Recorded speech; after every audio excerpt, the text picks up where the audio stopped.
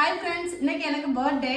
நிறைய பேர் விஷ் பண்ணியிருந்தீங்க. நார்மலாகவே வந்து எங்களோட ரிலேட்டிவ்ஸ் சொந்தக்காரங்க அந்த மாதிரி தான் விஷ் பண்ணுவாங்க. இந்த தடவை எக்ஸ்ட்ரா யூடியூப் அண்ட் இன்ஸ்டாகிராம் சொந்தக்காரங்களும் கொஞ்சம் விஷ் பண்ணியிருக்கீங்க. ரொம்பவே தேங்க்ஸ். நார்மலாக பர்த்டேனா கேக் கட் பண்ணுவாங்க. நாங்கள் வந்து பீஸா ஆர்டர் பண்ணி வாங்கியிருக்கோம். பீஸா கட் பண்ணலாம் அப்படின்னு சொல்லிட்டு.